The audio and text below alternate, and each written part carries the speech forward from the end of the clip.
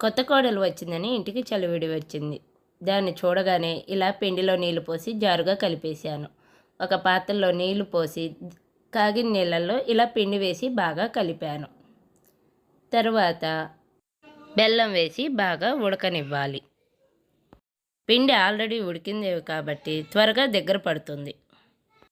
Already పాకు పట్టిన పిండే కాబట్టి ఎక్కువ టైం పట్టదు. ఇదిగో ఇలా దగ్గరగా పడిన తర్వాత పాలు పోసుకొని స్టవ్ ఆఫ్ చేయాలి. అంతే, తిమ్మనం రెడీ అయిపోయింది. స్టవ్ ఆఫ్ చేసి ఉప్పు, యాలకుల పొడి వేసి కలుపుకోవాలి. ఒక ప్యాన్లో నెయ్యి వేసి కాగాక జీడిపప్పు పలుకులు వేసి గోల్డెన్ కలర్ వచ్చే వరకు వేపించుకోవాలి. ఇక సర్వింగ్ బౌల్లోకి తీసుకొని గార్నిష్ చేసుకోవాలి. అంతే, దెబ్బరట్లోకైనా ప్లెయిన్గా స్వీట్ లాగైనా చాలా బాగుంటుంది.